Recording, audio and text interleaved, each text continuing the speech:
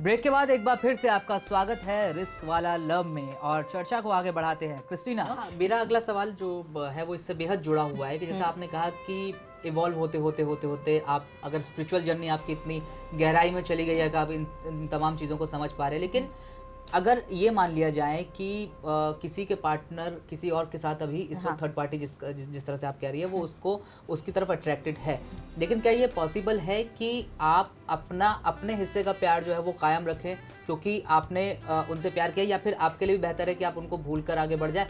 और दूसरा सवाल इससे जुड़ा हुआ जिसका बी पार्ट है वो ये है कि कई बार ऐसा होता है कि आपको कोई गुड लुक्स की वजह से अच्छा लगता है, आप उससे प्यार कर बैठते हैं। किसी का आपको प्रोफेशनल एटीट्यूड इतना अच्छा लगता है कि आपको लगता है कि ये भी बहुत बेहतर है, और वो कई बार दोस्ती की लाइन थोड़ी सी क्रॉस कर, या स्पिरिचुअल कनेक्शन आपका ऐसा हो जाता है कि आप उनके साथ जुड़ जाते हैं। तो क्या ये ठीक है एक साथ आप तीन धाराओं में चलते हुए तीनों के साथ मजबूती से कायम रहें और अपनी निष्ठा से काम करें हर एक तरीके से, या फिर आपको किसी एक को चुन लेना होगा? नहीं, एक को चुनना बहुत जरूरी है, बिकॉज ये इनजस्टिस और अनफेयर होगा। लाइक तीनों के साथ अनफेयर होगा, आप जस्टिस नहीं कर पाओगे और अपने आप से ही आप झूठ बोलोगे actually in that course of time. और very important is to direct the energy to one thing, वहाँ पे एक गोल्स होते हैं कि, और अगर थर्ड पार्टी अगर इन्वॉल्व हो रहा है तो ऑब्वियसली डिस्ट्रप्शंस होंगे, मैसअप होगा वो सारी सिचुएशन। राहुल, मैं वहाँ पे ये कहना चाहूँगी कि depends on the situation actually. कभी कभार क्या होता है, पहले जैसे मैंने बोला है कि वो वक्त खत्म हो गया है, you can feel it, the energy है ही नहीं इस रिलेशनशिप में, तो that partner is finding somebody else, तो उनको या तो इस पूरी सिचुएशन को समझ के दे शुड मूव ऑन। एक चॉइस ये है। दूसरा चॉइस है कि कमी कहाँ है, लैक ऑफ कम्युनिकेशन। हो सकता है कि कहीं ना कहीं एक पार्टनर एक्सप्रेस नहीं कर पा रहा हो सकता है हफ्ता हो गया, महीना हो गया, साल हो गया, एक दिन ऐसा लगा कि somebody else have come जो उस चीज़ को पूरा कर पा रहा है, तो वहाँ पे ये होता है कि the partner should talk actually, should communicate कहाँ, और कोशिश एफर्ट करना चाहिए कि अगर आपके अंदर प्रॉब्लम है या मेरे साथ प्रॉब्लम है, मैं कोशिश करता हूँ कि मैं उस चीज़ों को ठीक कर दूँ। That is very important. और फिर मैं तो यही कहूंगी कि वो चीटिंग हो जाता है अगर थर्ड पार्टी इन्वॉल्व है। The first thing is to either let go और मूव ऑन। अगर लेट गो नहीं कर सकते हैं, the first thing is to respect somebody's feeling. अच्छा, अगर आप प्यार करते करते किसी और तक पहुंचते हैं तो शायद उसके पीछे कुछ वजह भी होंगी कि एक दूसरे पर भरोसा कम हुआ होगा, या फिर कॉन्फिडेंस लेवल। और ज्यादातर मैं बोलूंगी कि बहुत सारे प्रॉब्लम्स जो होते हैं ना, मैंने देखा है अपने लाइफ में भी, तो एक पार्टी तो बहुत पॉजिटिव होते हैं, दूसरी पार्टी क्या होता है, लैक ऑफ सेल्फ एस्टीम, कुछ ना कुछ कमी होता है उसके अंदर, वो समझ नहीं पाता है, लाइक उसके वजह से कुछ ना कुछ वो डिस्ट्रप्शन कर देता है, ना चाहते हुए भी करता है, अनअवेयरली भी करता है। तो उस मामले में मैं चाहती हूँ कि आप नेगिंग ना करें, अपने पार्टनर को नेग ना करें। इससे अच्छा है कि आप हॉलीडे के लिए चले जाए। Best thing is to go for holiday, give some space. और कोई अगर आपसे प्यार करता है, वो अकेले क्राउड में भी होगा ना, आपके बारे में सोचेगा, और अगर आप उसे पकड़ के रखें, नेक करते रहें, उन्हें अच्छा नहीं लगेगा, और अगर प्यार नहीं है तो नहीं होगा। Remember that. एंड मैं तो यही कहना चाहूंगी राहुल की स्पेस दे, जब आप स्पेस देते हो ना, और डिटैच हो जाए वो सिचुएशन से। कभी कभार क्या होता है, इनसिक्योरिटी की वजह से हम अपने पार्टनर्स को पकड़ के रखते हैं, नहीं आपको ना यहाँ नहीं जाना, आप मुझे छोड़ के कैसे चले गए, टाइम क्यों नहीं दिया, डर सताता रहता है कि डर सताते रहता है। तो उसकी वजह से नेगेटिव इफेक्ट क्या होता है, it's a law of attraction, that is something more inner actually. क्या आप मैनिफेस्टेशन क्या कर रहे हो, फियर, इनसिक्योरिटी। और वो जो रे है, जो because our body is electromagnetic wave, वो जो रे है आपके पार्टनर तक पहुंच रहा है बिना बोले, नेगेटिव। और क्या है, पूरी दुनिया जो है मैट्रिक्स है actually, beyond time and space, आप जहां एनर्जी भेजोगे वहां एनर्जी जाता है, दैट इज द रीजन कि अगर आप बात भी नहीं कर रहे हो, आप साइलेंटली, एक टेक्निक में सिखाना चाहूंगी राहुल कि सोने से पहले आप एक काम कीजिए, सोने से पहले अपने पार्टनर को विजुअली बुलाइए और उनसे मेंटली बातें करना शुरू कर दीजिए। First send divine love, blessing, healing to that partner completely. और कंप्लीटली आप एक आत्मा की तरह आप मिलिए और उनसे एक साइलेंट कन्वर्सेशन कीजिए। इससे बहुत फर्क पड़ता है। आप देखिए 1-2 दिन में ही या हफ्ते भर में ही आप कंटिन्यूअसली ये टेक्निक करोगे तो जो चीजें टेक्निक ऐसा है कि इन रियल लाइफ में शायद उनको समझ में नहीं आ रहा हो, क्योंकि ईगो क्लैश होता है। ईगो क्लैश होता है। इस तरह की चीजें वो लोग तो समझ पाते हैं जिन्होंने अपने आप को इवॉल्व करने की कोशिश की है, या एनलाइटमेंट जिसको हम कहते हैं उसकी तरफ थोड़ा सा बढ़ जाते हैं। वो लोग शायद इस चीज को कि यूनिवर्स कैसे कनेक्ट करता है आपके साथ, आप जो भी करते हैं वो उसका रिफ्लेक्शन यूनिवर्स से होता है, और वो तमाम चीजें जो है वो जुड़ी होती है एक दूसरे के साथ। लेकिन जो लोग इन बातों को नहीं समझते उनके लिए बहुत मुश्किल होता है। ऐसे में जो आपकी सेक्सुअल लाइफ है वो किस तरह से रोल प्ले कर सकती है, क्योंकि अगर वो भी मतलब कहते हैं ना कि सुपर कॉन्शियसनेस तक पहुंचने का जरिया एक अच्छा सेक्स पार्टनर या अच्छी सेक्स लाइफ जो है वो भी हो सकती है, और वो कई बार आड़े आती है, कई बार लोग एक दूसरे से खुश नहीं हो पाते, कई तमाम चीजें। और रीजन ये है कि कम्युनिकेशन, हिंदुस्तान में तो बहुत ही कम्युनिकेशन हमारा टैबू माना जाता है। एक तो आप टैबू माना जाता है, इस पर जिक्र करेंगे तो लोग बात कहेंगे कि साहब ये तो देखिए, या कोई लड़का लड़की से गया, ये एक नेगेटिव इमेज की तरह देखा जाता है। ये बहुत that's a very interesting question Rahul, I like it, because you know the sexual integration एक स्पिरिचुअल एनर्जी है, और इस मामले में दोनों पार्टनर को बहुत ही खुले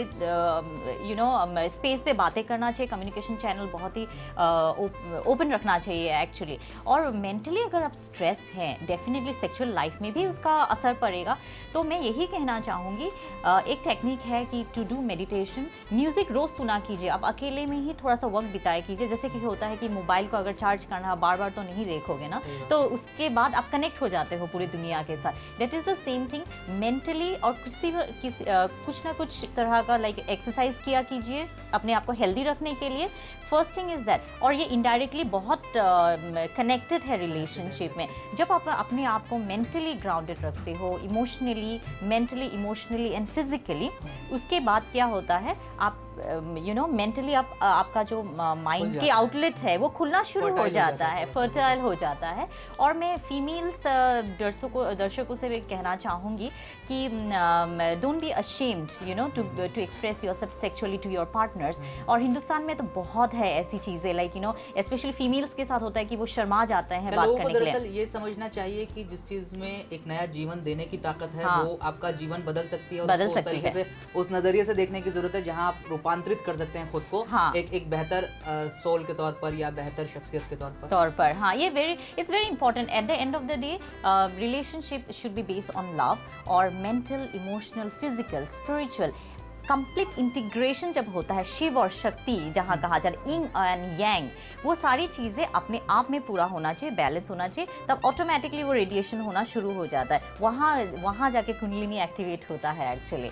and from my personal life also मैं ये कहना चाहूँगी कि जब रिलेशनशिप किसी के साथ बनता है मेरा, तो फर्स्ट थिंग मैं कम्युनिकेशन चैनल बहुत यू नो ओपन रखती हूँ। सेकेंडली ईगो सेंट्रिक होते हैं, ईगो के वजह से ही क्लैश होता है यू नो। इसीलिए हम क्या करते हैं, ईगो को देख रहे हैं, लेकिन हम दूसरे इंसान के जो ट्रू सेल्फ है उसको नहीं देख पाते हैं, और उसके वजह से क्लैश होना शुरू हो जाता है एक्चुअली। जब आप ईगो को हटा दोगे, सिर्फ प्यार ही रहेगा यू नो, उस प्यार में आपको सब कुछ दिखाई देगा। जॉय ऑफ गिविंग, शेयरिंग, उसको आपको एंजॉय करना चाहिए। और द लास्ट लाइन ये कहना चाहूंगी Rahul, is like our relationship should be beyond giving and receiving you no.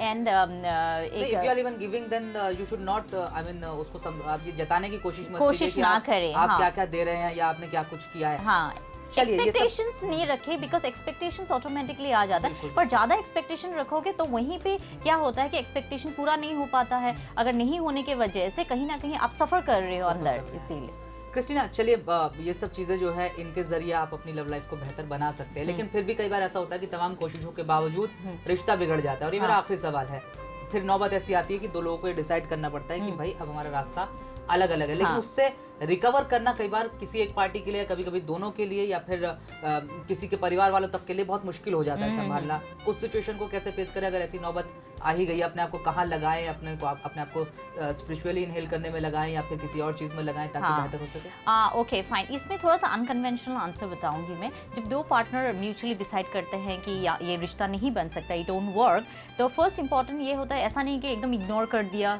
अपने पार्टनर को, लाइक एक्स पार्टनर को, ऐसा ना करें। कम्युनिकेशन चैनल फिर भी खुला रखे, थोड़ा सा सपोर्ट करे, कंपैशन जो है वो दिखाए अपने पार्टनर के लिए, जो एक्स पार्टनर है उनके लिए दिखाए, और थोड़ा सा सपोर्ट करे कि एक पार्टनर थोड़ा सा वीक होता है कभी कभार कि आगे नहीं मूव ऑन नहीं कर पाते हैं, तो उस मामले में थोड़ा सा सपोर्ट, इमोशनली सपोर्टिव भी रहे कि, and you can also apply no contact rule also, क्योंकि आप जब कॉन्टैक्ट रखते हो एनर्जी पास होता है, व्हाट्सएप में हो या SMS कर रहे हो, ईमेल कर रहे हो, तो क्या होता है बार बार कि एक्स बॉयफ्रेंड या गर्लफ्रेंड को या पार्टनर को मैसेज करे, एनर्जी पास होता है, उसकी वजह से आप कहीं ना कहीं you are absorbing the energy of the other partner. हाँ, डिस्टर्ब हो जाता है आपका पूरा system, mental health, emotional health, completely even the physical health you can say it gets affected, depression आना शुरू हो जाता है। द बेस्ट थिंग, अपने दोस्तों से बातें करें, वेरी इंपॉर्टेंट, और अपने फैमिली को बताए कुछ भी प्रॉब्लम हो। मैं बहुत सपोर्ट करती हूँ, कल मेरी शादी हो जाती है तो मैं जरूर ये कहना चाहूंगी अपने बच्चों से भी कि आप कुछ भी करें, अपनी मम्मी पापा से, पेरेंट्स से आप शेयर करते रहेंगे तो आपको एक दोस्त ऐसा मिलेगा जो कम से कम 24 घंटे आपके पास आपके साथ रहे। एंड वेरी इंपॉर्टेंट, आपके जितनी हॉबीज है प्लीज उस हॉबीज को एक्टिवेट करना शुरू कर दे, और plus do something creative, do something new, और अपने करियर की तरफ आप ध्यान दें। Eight the same time just know that आपके आत्मा को हमेशा पता होता है जब चीजें खत्म होने शुरू हो जाता है, ग्रैटिट्यूड, क्योंकि आपके पार्टनर जो आपके लाइफ में आया हुआ था एक टाइम पे, he or she might be a teacher or a master for your evolution and growth, for that person's growth and evolution also. Be in the state of gratitude, still send love and light, and when you और उससे क्या होता है, शांति बनी रहती है उस आत्मा के साथ भी, अपने आप से भी, और उससे आप क्या करते हो, अपने आउटलेट को खुला रखते हो, mentally, emotionally and physically, so that नया कोई पार्टनर है शायद बनाया हुआ है आपके लिए, the next journey starts.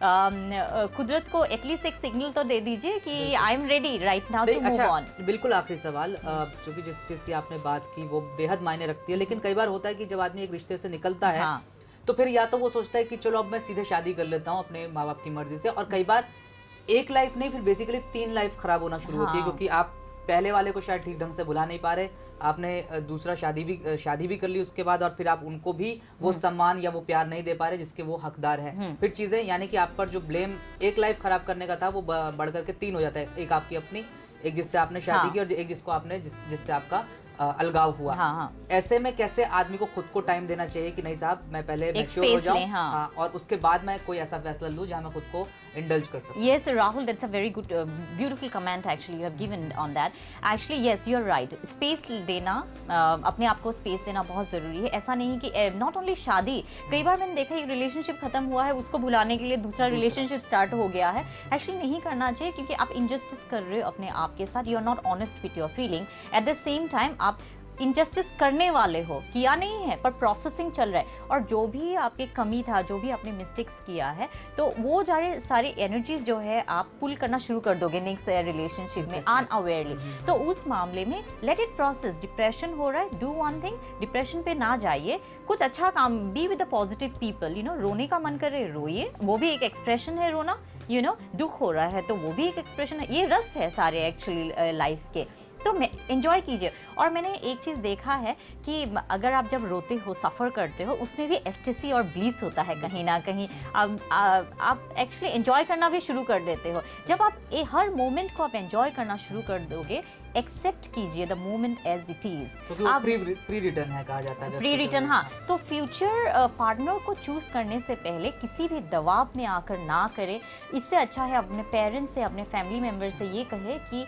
Respect my space, like then I will respect you also as usual, whatever you say, but वो process जो होता है moment, that time is a very important time for you, और हो सकता है आप 3 महीना ले, 6 महीना ले, 1 साल ले, but that moment is for your growth, for your evolution actually। यानी कि मैं अगर बात खत्म करना चाहूँ, हेल्दी रहना बहुत जरूरी है। यानी कि जब आप कप में चाय डालते हैं, अगर वो पहले से भरा हुआ है तो उसमें सिर्फ चाय बाहर बिखर जाएगी, आप पहले कप खाली कीजिए और उसमें फिर आप नई चाय डालेंगे, तो कुदरत भी नया गिफ्ट देगी, और आप एक नई फ्रेश शुरुआत जो है वो भी अपने संबंधों की कर पाएंगे। क्रिस्टीना, बहुत बहुत शुक्रिया शो में आने के लिए और इन तमाम बातों को दर्शकों तक पहुंचाने के लिए, जो कि ना सिर्फ एक हेल्दी लव लाइफ के लिए जरूरी है बल्कि एक दूसरे को इवॉल्व होते देखने के लिए और खुद को बेहतर इंसान बनाने के लिए भी प्यार को बेहद सलीके से निभाना और स्पिरिचुअलिटी से उसका कनेक्शन रखना। जो लोग इसमें विश्वास रखते हैं, और स्पिरिचुअलिटी सिर्फ मंदिरों वाली स्पिरिचुअलिटी की यहाँ पर बात नहीं हो रही है, आत्मा से कनेक्टेड होता है। बिल्कुल, जो प्यार है वो भी एक तरह की इबादत है और उसको अगर आप ठीक ढंग से करते हो तो शायद